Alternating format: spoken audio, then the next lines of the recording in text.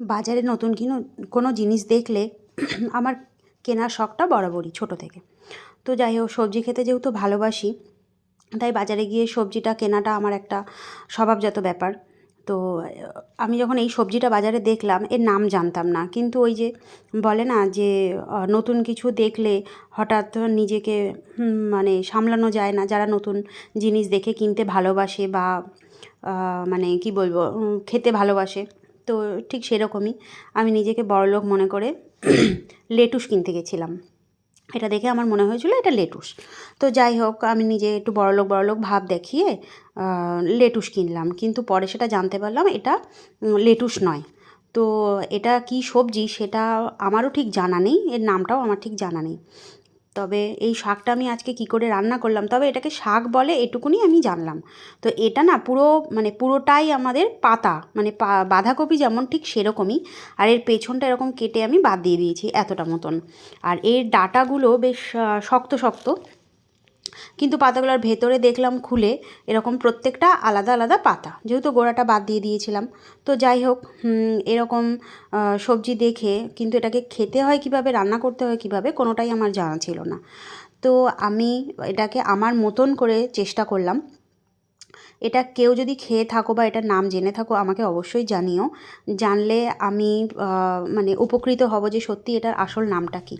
তো ওটাকে প্রত্যেকটা পাতা কেটে, মানে অর্ধেকটা কেটে বাদ দিয়ে বাকি অংশটা প্রত্যেকটা ধুয়ে নিয়েছিলাম পাতাগুলো, যেহেতু পাতার মধ্যে নোংরা থাকতে পারে, আর যেহেতু মাটিতে তো হয় আর মাটি গোড়ার দিকে লেগে থাকে। তো এটাকে না আমি খুব ভালো করে মিহি করে কেটে নিয়েছি যতটা সম্ভব হয়।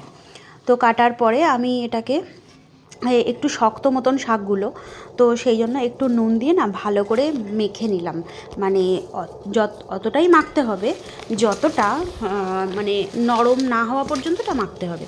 তো বেশ এটা মাখতে মাখতে আমার হাতও ব্যথা হয়ে গেছিলো। আর মাখার পরে দেখো অনেকটা নরম হয়ে গেছে, আর এটা থেকে না খুব যে জল বেরিয়েছে তা কিন্তু নয়। তো এটা মাখামাখির পরে এটাকে ভালো করে আমি খুব সুন্দর করে ধুয়ে নেব, কারণ একবার তো ধোয়া ছিল। আর পরে আমি আবার কি করলাম, এই রকমভাবে নরম করে মেখে নিয়ে ভালো করে খুব সুন্দর করে আমি অনেকবার 3-4 বার মতন ধুয়ে নিয়েছি। তার কারণ শাক যত ভালো করে ধোয়া হবে, শাকের ভেতরের যে মানে কোনো যদি ময়লা থেকে থাকে সেটা খুব ভালো করে ক্লিন হয়ে যায়। তার কারণ শাকের মধ্যে না বেশি অংশ থাকে ওই চুনা পাথর টাইপের, তারপরে বালি টাইপের, যেটা মানে খুব ইরিটেট একটা ব্যাপার লাগে। তো যাই হোক না কেন, এর মধ্যে একটা কথা বলে রাখি, শাক খেতে, যে কোনো প্রকারের শাক খেতে আমার সত্যি খুব ভালো লাগে।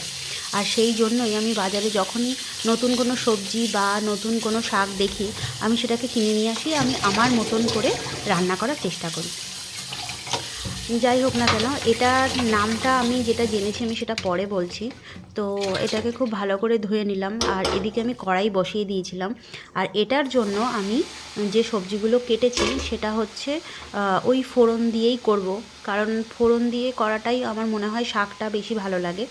তো তার আগে আমি এটা একটুখানি অল্প একটু জল দিয়ে ঢেকে সিদ্ধ করে নিলাম, কারণ আমার মনে হয় যে কোনো সবজি দিয়ে রান্না করার আগে একটু ভাপ দিয়ে বা সিদ্ধ করে নেওয়া যায়, তাহলে তেলটা খুব কম পরিমাণে ব্যবহার হয় রান্নায়।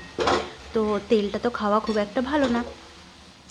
এটাকে আমি আবার ওই মানে চালনি বা ঝুড়িতে ওটা আমি ঢেলে দিয়েছি, আর খুব অল্প একটুখানি তেল দিলাম, এইটুকুনি তেল আমি দিয়ে পুরো শাকটাই রান্না করব। আর এর মধ্যে আমি একটু সর্ষে ফোড়ন দিয়ে দিলাম, আর দিলাম হচ্ছে পেঁয়াজ কুচি, রসুন কুচি, আর একটা ছোট্ট টমেটো কুচি। রসুন 3 থেকে 4টে কোয়া আমি কুচি করে নিয়েছিলাম, থেতো করে কুচি করে নিয়েছিলাম। এটা যখন ভাজা মতন হয়ে গেছে, তখন আমি শাকটার মধ্যে একটু বাদাম দেবো, কারণ শাকের মধ্যে না একটু বাদাম দিলে, মানে কাঁচা বাদাম একটু যদি ভেজে নিয়ে দেওয়া যায়, আমার মনে হয় খুব ভালো লাগে। এটা আমার নিজের ভালো লাগে, যার ভালো লাগে না সে এটাকে অনায়াসে স্কিপ করতেই পারে।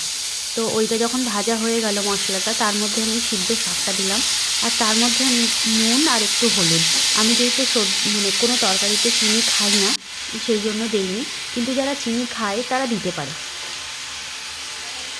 তো নুন আর হলুদ দিলাম, আর সেরকম কোনো মশলা তো শাকের মধ্যে দেওয়া হয় না, তাই জন্য আমিও দিইনি। আর মশলা খেতে খুব একটা আমার ভালোও লাগে না। তো এইভাবে আমি রান্নাটা পুরো করলাম। তো যখন খেলাম আমি, সত্যি খুব সুন্দর হয়েছিল। এবার বলে রাখি, এটা কিন্তু অনেকটা মূলো শাকের মতন খেতে। যাই হোক, কেমন লাগলো